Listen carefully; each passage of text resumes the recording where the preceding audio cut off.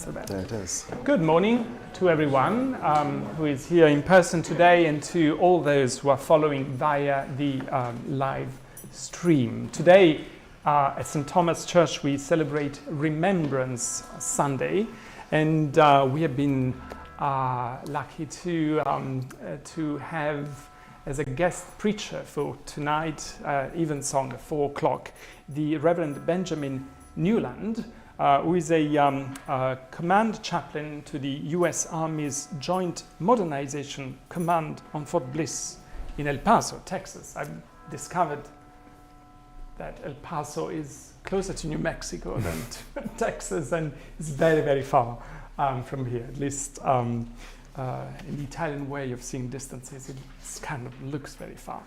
So we talked about with Ben about how to make Remembrance Sunday an occasion to think about military and war in the framework of the theme of this year's series of lectures, which is the problem of evil and suffering. And I'm really very grateful that you kind of accepted to think about this and give us a topic that can be weaved into our reflection this year. So the Reverend Newland is going to talk about military chaplaincy, a ministry of sacred presence at the point of suffering and evil.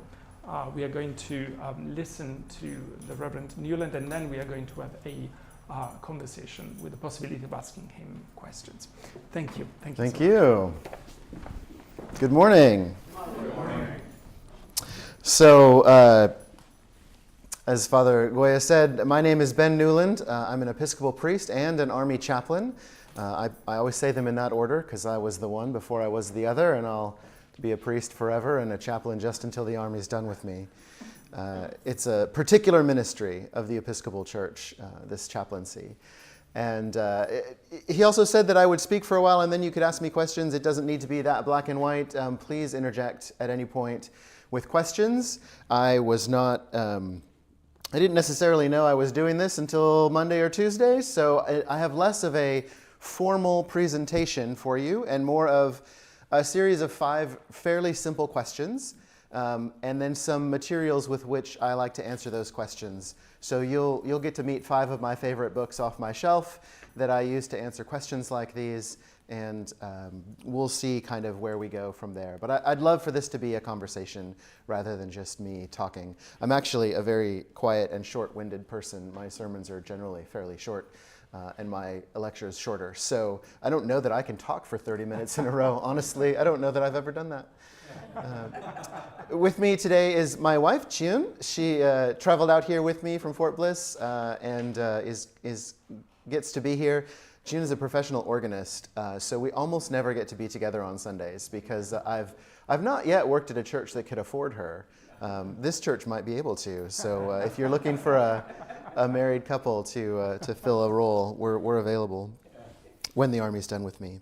So I'm going to begin by asking the basic question that many people ask when it comes to military chaplaincies. And you've got the slides printed in front of you. I did a little juggling after I sent that slide deck to Father Goya, so I'm actually going to answer the second question first.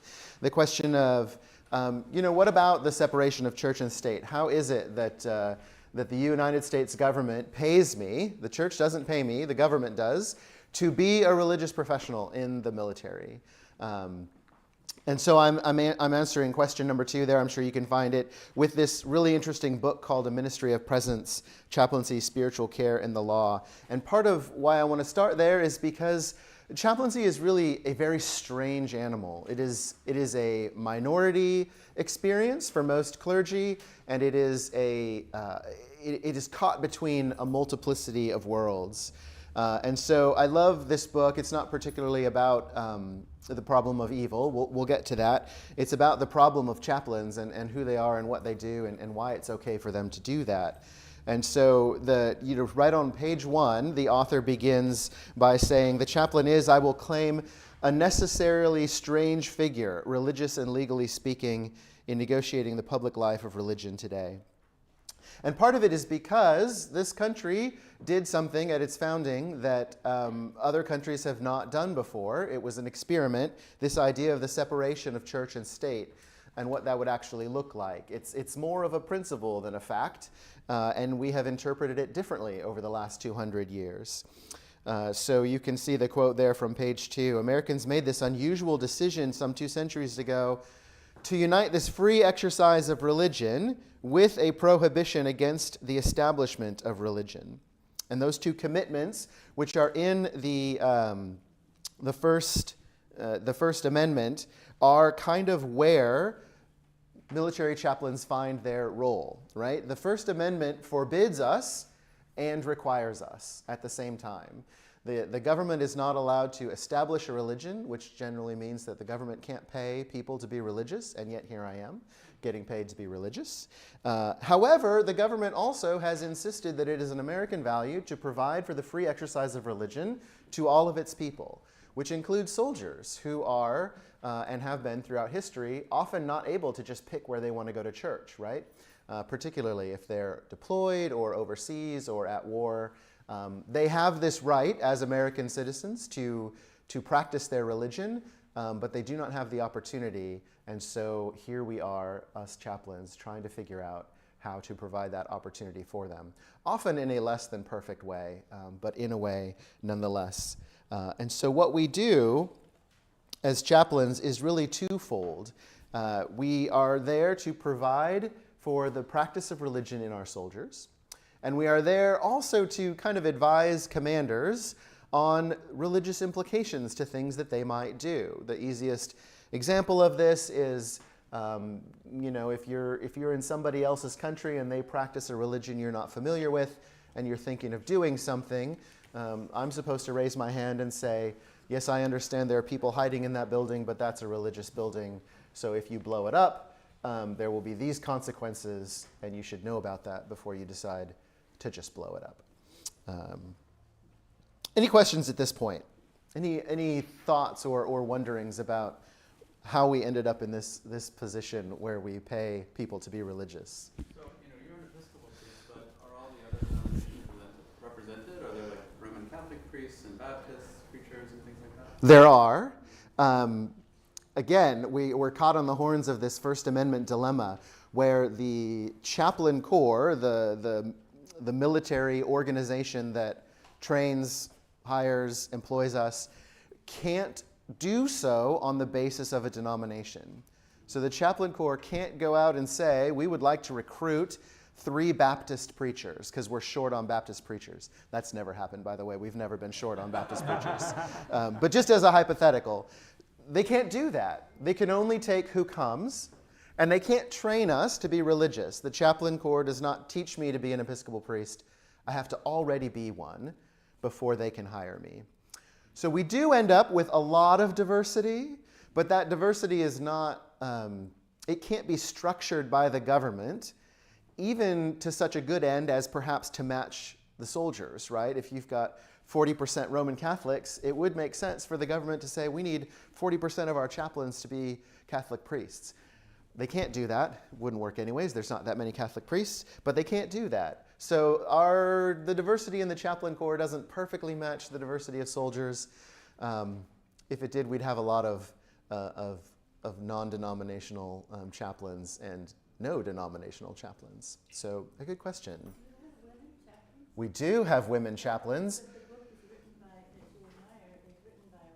It is, and the book is about chaplaincy in general, and the umbrella of chaplaincy, when you're talking about it, generally includes military, prison, and hospital. That's a lot of the chaplains. Those are the chaplains that the bishop of the Episcopal bishop for chaplaincy, she supports all of those bishops, all of those chaplains, military, hospital, and prison. But we do have female chaplains in the military. They are a vast minority, more so than soldiers. Women are a minority of soldiers as well, but more than there are in the chaplaincy. And that just comes from the fact that we have a lot of denominations that don't ordain women. So one of the rules to become a chaplain is that you must be ordained by a church and have experience in that church.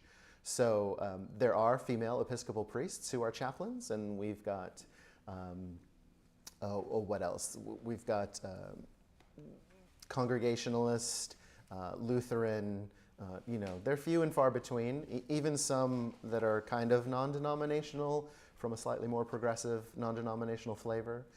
So we do have some female chaplains. Another good question. A couple more quotes from that book that you can read to yourself. I don't want to read you everything that I've written here. It'll take probably too long. But just a couple more quotes that are kind of about the fact that this is a very gray area that we operate in as chaplains, particularly as military chaplains. I work for, I don't work for a religious leader, I work for a military commander. And that military commander's goals are probably not the same as my goals as a priest, right? Like I would like to advance the kingdom of God and help people grow in their love of Jesus Christ. Some of my soldiers aren't interested in that. And my commander's mostly interested in the soldiers functioning well and not being too depressed or morally corrupt or whatever else it is that prevents them from functioning highly as a soldier. So we're always in this gray area where we're working for the state as well as the kingdom of God, and we know what our priority is, but we're not being paid by God at the moment. We're being paid by the government, so we have some obligations there as well. It's an interesting area. So now I'm going to go back to question 1, which is, what do you actually do? This is my least favorite question. It was my least favorite question when I was a parish priest, and it's my least favorite question as a chaplain. What do you actually do all day? And it's my least favorite question because it makes me feel like I have to defend my right to exist, because honestly, there are some days where I just kind of sit at my desk and scroll through Facebook, which is probably the wrong answer to what it is that we do. But essentially, I've got this book here, Images of Pastoral Care by Robert Dykstra. This is probably mostly of interest to people that are involved in pastoral care, but all of you know pastoral caregivers. And so this is a really interesting collection of essays on different models of pastoral care, because essentially what I do is pastoral care.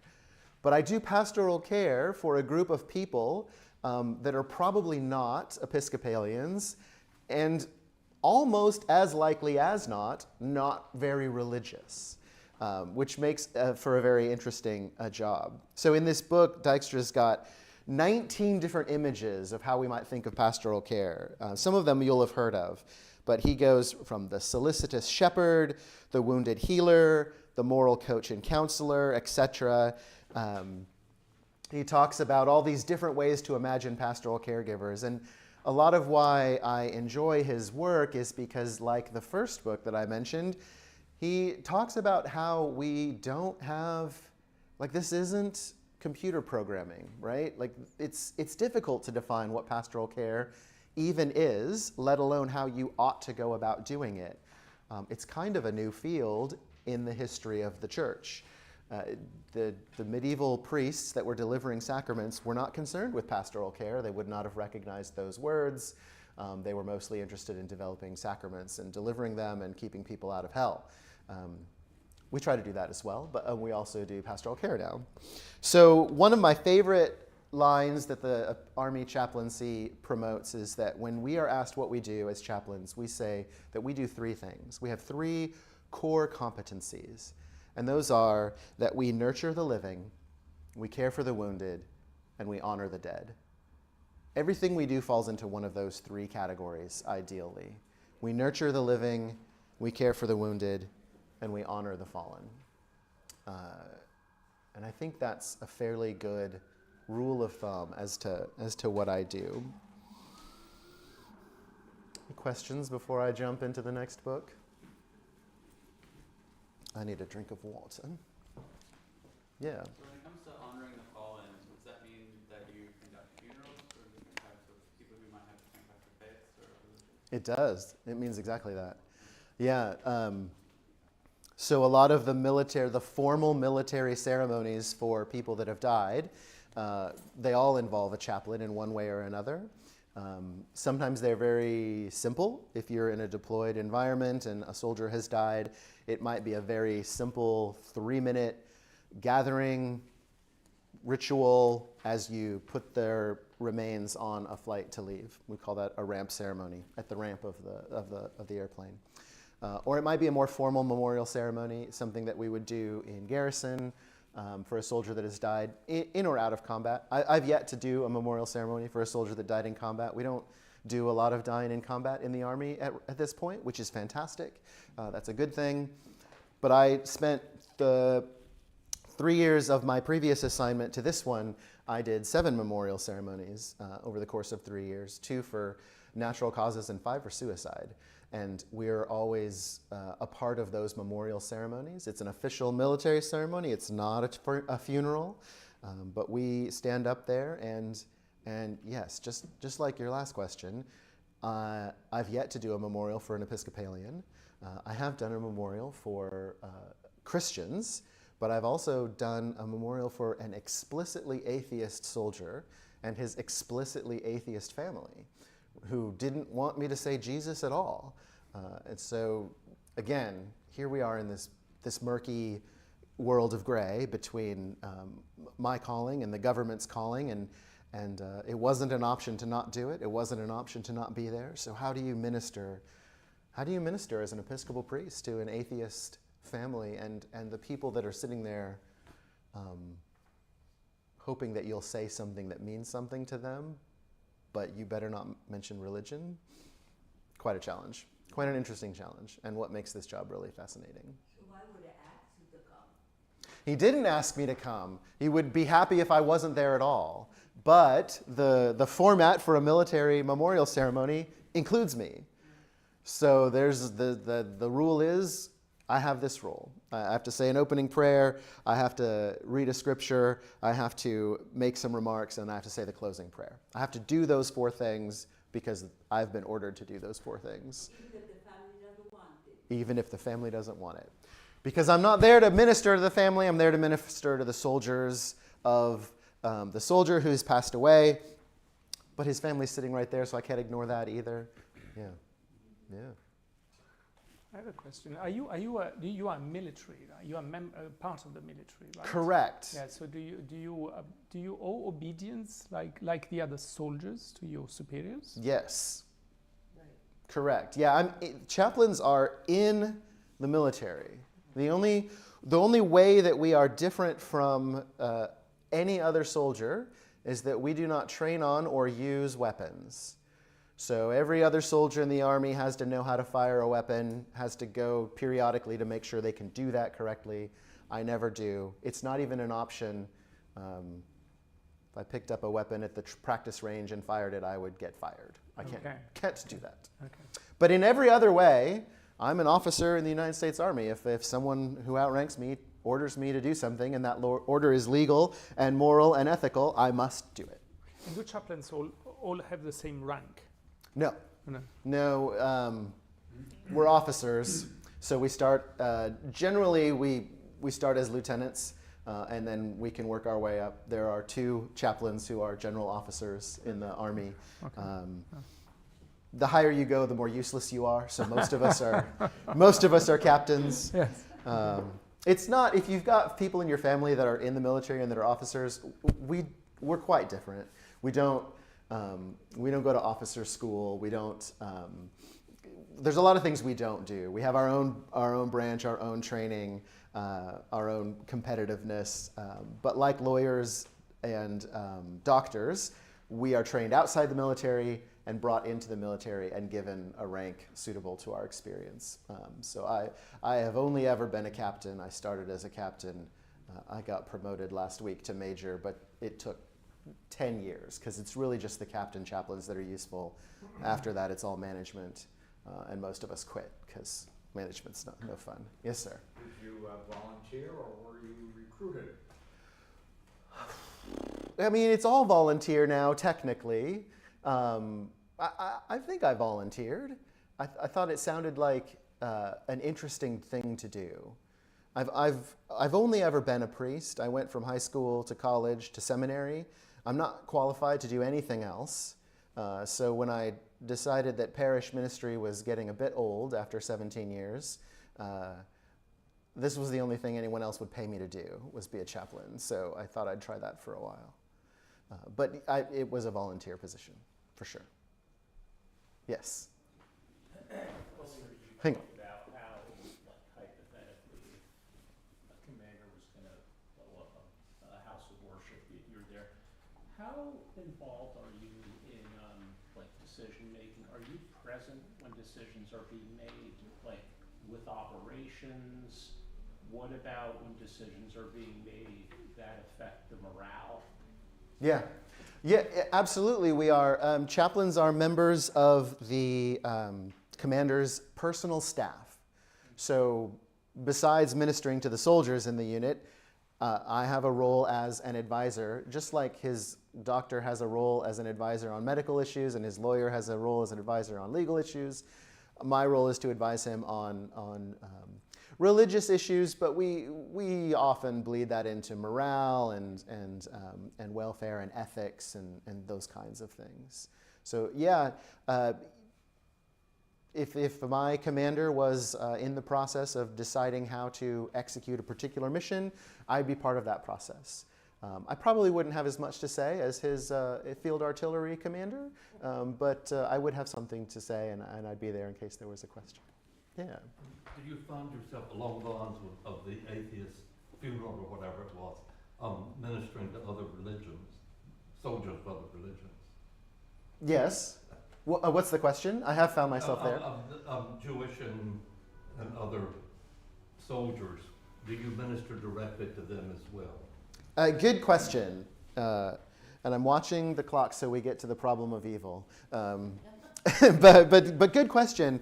So I gave you the three things that we do, right? We nurture the living, we care for the wounded, we honor the fallen.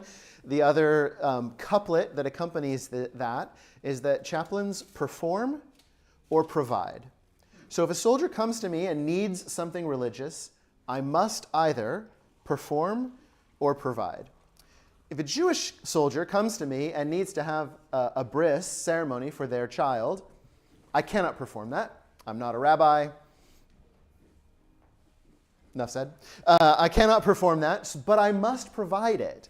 I must make sure that soldier is provided that service within the confines of reality, right? So if that happened to me at Fort Bliss, we have a Jewish chaplain at Fort Bliss. It's a large place. We have one. If it happened somewhere that there was no Jewish chaplain available, I would go out into the town and find a rabbi that I could connect with this family to make sure that they got what they needed. Perform or provide. If they have a religious need, it'll get met. If I can do it, I will. If I can't, I'll find someone that can. And that happens to me as an Episcopal priest quite often on the other side of the issue, right? If I've got a pair of same-gender soldiers that would like to get married and they go to their chaplain, 95% of Army chaplains are going to say, we don't do same-sex weddings.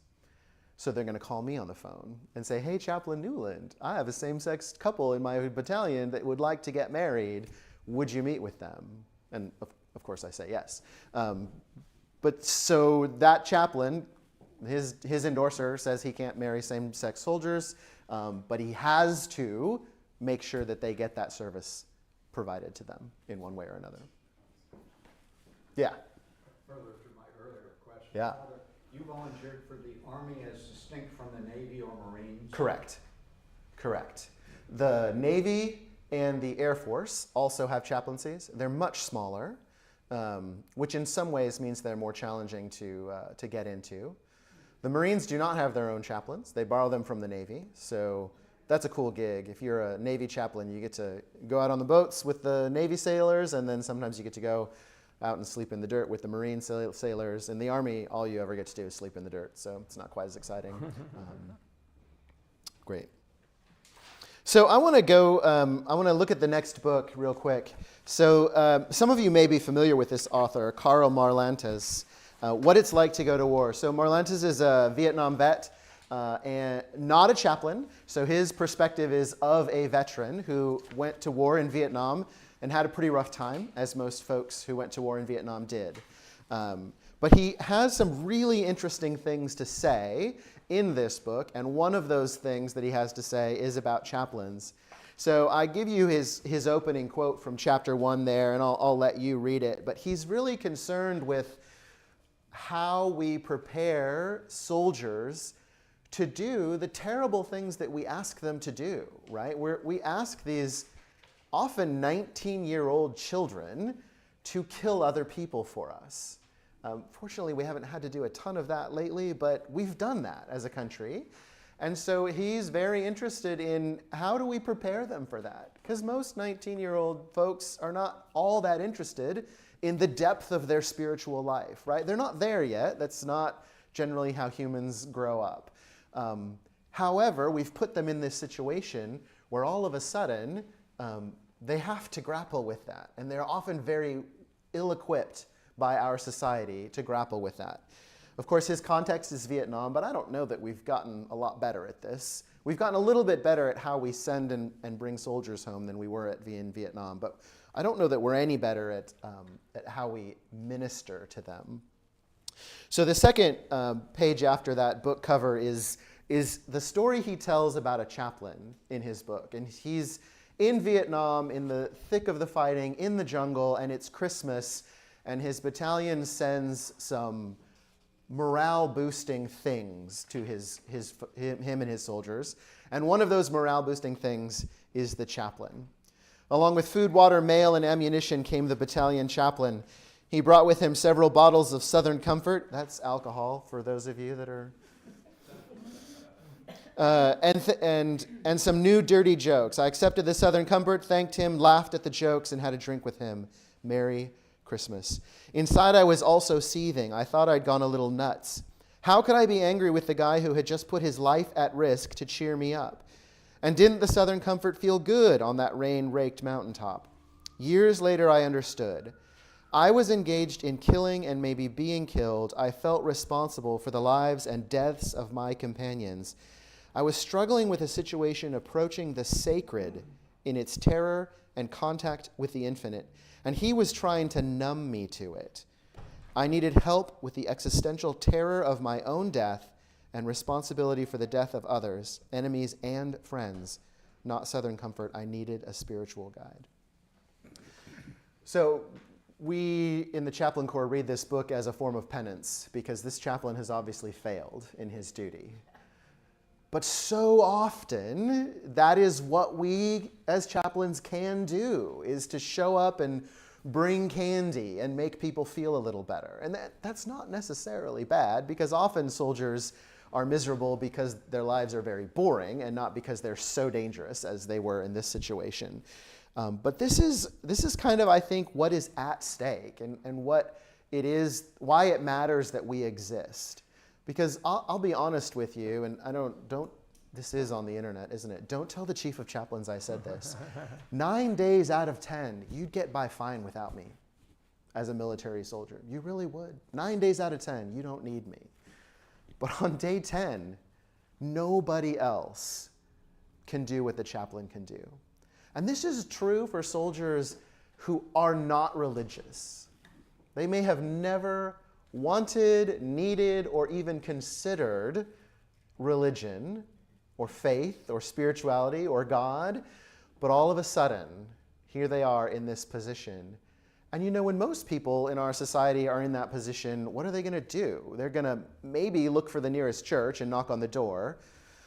That may or may not go well. But for a soldier, I've been there the whole time. They know where my office is, and they have my phone number. Those are my two jobs with soldiers. You got to know where my office is and know my phone number in case you need me.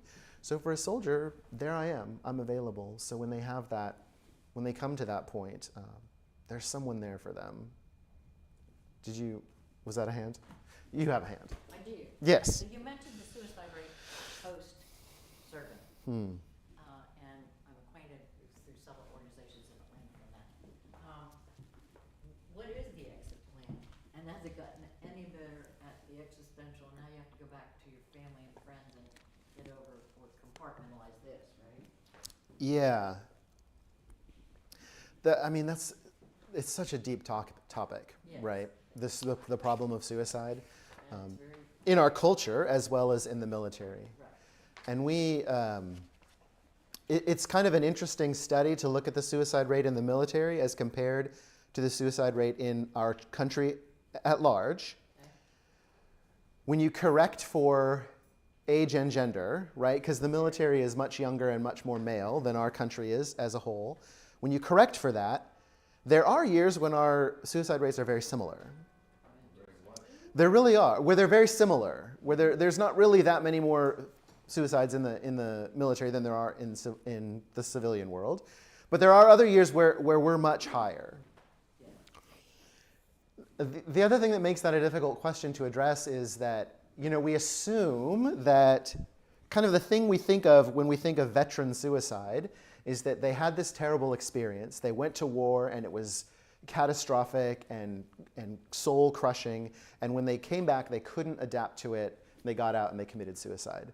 But that hasn't been the case for a long time, especially in the Army, right? When the United States actually fights with guns and knives and goes to battle, 95% of the Army is just there to run the infrastructure and to hold the ground after the Marines have taken it or the Special Forces guys have taken it. Or the drones have taken it, right? Like, we don't fight like we did in Vietnam anymore. So all of the suicides that I have done memorial ceremonies for, those soldiers have never deployed. They're just kids that can't figure out how to stay alive, which is the same problem you have in high schools. Corrected for the fact that, military recruits, especially in the enlisted ranks, are generally less educated, generally poorer, generally more broken, less stable homes. Like, we recruit from, the military is a way out of a terrible life for a lot of folks. And it can be that, but it turns out that whatever life you had before you joined the Army, that's still your life. You've just now joined the Army, which might or might not make it any better. I can't even remember what your question was. Have we gotten anywhere close to it? Veterans, right. Whatever it is, to transition them. We have gotten better. We haven't fixed the problem. Well, no. We have gotten better. See how we could fix Right. the problem. Right. That's an existential issue, right? It is, but that's a good thing to say, right? Because we have gotten better than we were at Vietnam. We don't fly people back in such a way that they were in combat and then 24 hours later they're back in their hometown with no soldiers around them. We don't do that anymore. Not at a VA hospital. Right. We bring them home carefully. We give them resources. We make them talk to the chaplain. We make them talk to mental health. We give all of this. We are doing it better. But what we have done, especially in the situation of combat and veteran suicide, is we have forced these people to do terrible, horrible, awful things. They have seen horror that most of us never have to see. Some of them aren't going to survive that, whether it's because someone shot them or because they couldn't handle it. My passion for chaplaincy has nothing to do with the organization of the military. It has to do with the fact that we, as a country, we ask people to do these things, and we're responsible for it, right?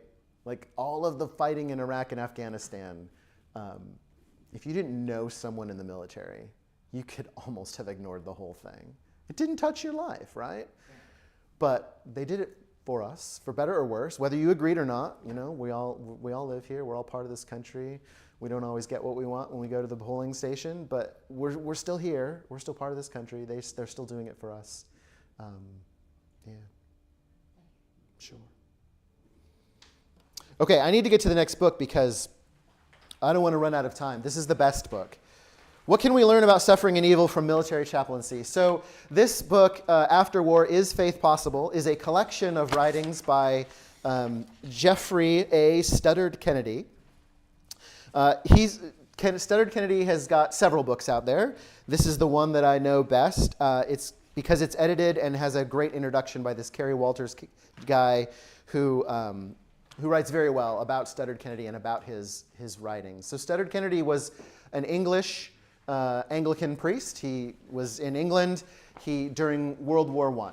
And so he volunteered to go be a chaplain to the soldiers in World War I and had had a terrible time, as did everyone who went to World War I. So his biographer writes, although his liturgical taste ran towards high church, Studdard Kennedy was evangelical in his willingness to go to the everyday world of his parishioners instead of demanding that they come to his. So he did this throughout his career. He worked in a very poor part of London, and he went out into the community and lived with and suffered with and ministered to the poorest of the poor in London at that time. And so when World War I broke out, he did the same thing for soldiers. And this next quote, it's too long for me to read, and it's really only there as proof that he was a real chaplain, because this is how chaplains think, is that you go to be where these soldiers are. If it was good enough for soldiers to go to war and come back and then go to church, that's what we would do. Because church is where we do religion, and it's where we do it best. But that's not good enough, because we've sent these people off to be in terrible situations on our behalf. And so we have to go to them, and that's what he does. But the reason why I thought of this book first when Father Goya mentioned your series was because this is honestly one of the best books I've ever read on the theology of the problem of evil. And I think it's the best, not as a theologian, but as a practical minister, because you can really see in Studdard Kennedy's life how he went and was forced to deal with this issue, and how he spent the rest of his life really writing about the same issue. For Studdard Kennedy, war was the problem of evil in acute form, a test case for determining if Christianity can cope with evil. There are, he wrote, no words foul and filthy enough to describe war. It is so hideous that a theist, and especially a Christian, is faced with what looks like a bleak but necessary disjunction. God is either helpless to prevent war, or else he wills it and approves of it. Those are your alternatives. For the most part, Christians in the past have taken the second alternative. The thought of a less than omnipotent God seems to be more offensive to them than the apparent inconsistency of a loving God who nonetheless wills and approves of war. So this is the dilemma, the classic problem of evil, right? If God is all-powerful, how come life is so awful? This is our question to God. And Studdard Kennedy answers it. I can't explain the complexity of his full answer in the next 5 minutes, but he answers it in a way that I think our very recently previous presiding bishop, Michael Curry, would resound with. He answers it by saying that we think of God's omnipotence as meaning that God is all-powerful, but the problem with the way we understand that is that we understand power wrong. We understand power as force, as the ability to make things happen, to make people do things. But God understands power as love. So God is omnipotent, omnipowerful, ultimately powerful, but that power is non-coercive love, which can't force humans to not kill each other because it is non-coercive love.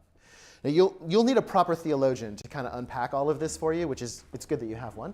I'm not that guy. But this is just, it just resounded so profoundly with me that I couldn't help but share it with you. And so there's another long page of text about how how Studdard Kennedy develops this theme.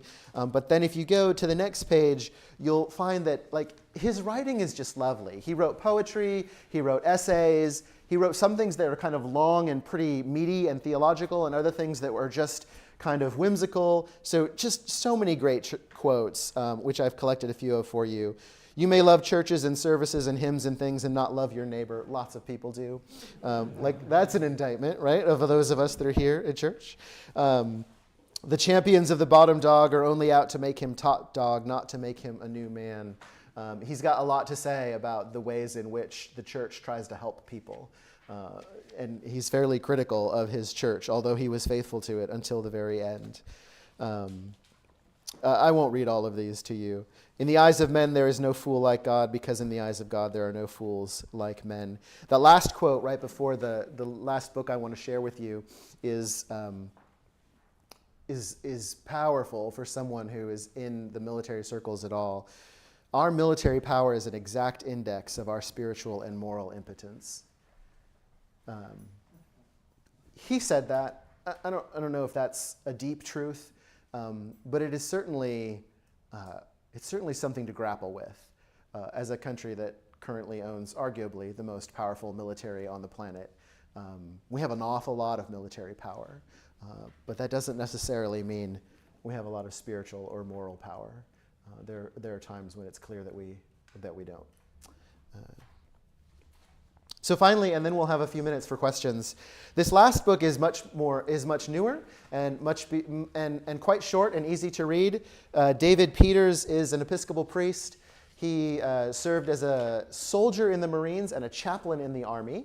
And he was in Iraq when Iraq was fairly dangerous and saw some people die, saw some people get killed personally, and struggled with it mightily. Lost a marriage, lost himself to alcohol for a long time, but managed to find his way back. So he has his book. He's got several books out. Post-traumatic God is where I'd start. So he kind of develops this idea of a post-traumatic God. Not that God has suffered trauma and is now past it, but this is the God that you need if you are post-trauma in your life. And for him it was a military trauma, but there are many other kinds of trauma. This is applicable fairly broadly. And in his book he looks at Old and New Testament references to war. He looks at early church and Protestant reformers' writings about the effects of war. He spends quite a bit of time with Paul Tillich, who's another theologian who was formed kind of by World War I. And he kind of talks about how this post-traumatic lens changes some of our views as Christians of witness, resurrection, leadership, pilgrimage, even liturgy. And then this is a book for the Episcopal Church. This is a book to churches, and he ends, his last couple of pages are just a long list of suggestions of what you might do next if you are interested in engaging soldiers who have suffered in the military as a church. And I've put a few of my favorite bullet points there. There are more in the book. He's a true Episcopalian, and so his recommendations are recommendations that work for us. He talks about the slowness of our formation concepts. He talks about the fact that there are a lot of veterans in the Episcopal Church. There are a lot of folks in government in the Episcopal Church, especially in your part of the world. So these people are here, and they are with us. And it's not that crazy to imagine we might find them and help them, but allow them to help us too, to be a greater church. I've left you 3 minutes for questions. See? I did my best. But you had some good questions. Yes? Could you say something about the soldier who comes and says, I can't do this anymore? More likely probably in deployment than Sure. base in Texas. Well, you'd be surprised. Texas can get pretty rough. So we have a formal role in the conscientious objector process. Chaplains do. But primarily, if a soldier came to me and said that, then the first thing I would do is pastoral care. It's just like, you can say that, okay, but why? Like, what's going on? What's the reason? What have you experienced? What are you reacting to? What are you longing for, right? So my job is, if a soldier comes to his commander and says, I can't do this anymore, I quit, he's either going to get disciplined or discharged dishonorably. So if he comes to me, then we can have a conversation about what's happening, and I can go to the commander and say, you have a soldier who's having these issues, and here's some things I think we could do to either help them, or I don't think we can help them. I think they're in danger, right? So that would be my role, is pastoral care. You had a time just for one more question. You haven't had a chance to ask a sorry, question yet. Probably, let's I Francis. was curious and happy to hear that one of the things Army does when the soldiers are being discharged is to come to you as well as other supportive places. What's the general attitude of the soldier when they come at the point where they're being discharged?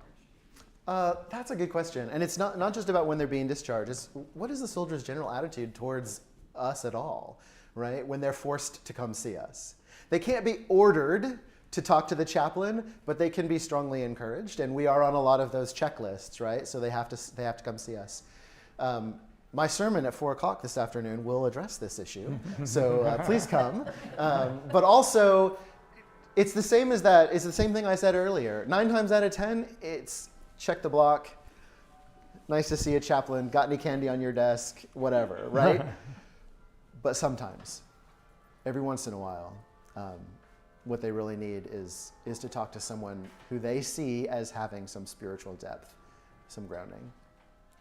So I kind of live for those moments. Sometimes it's a long time between them, but that's kind of what we live for as chaplains. Well, thank you very much. This has been for this lively and really rooted on experience presentation. And personally, I really learned a lot because I knew very, very little about chaplaincy in the military. So we can express our gratitude towards them. Thank you so much. And part two is going to be this afternoon at 4 o'clock for your sermon. Thank you so much. Thank you so much. It's great to be with you. Thank you.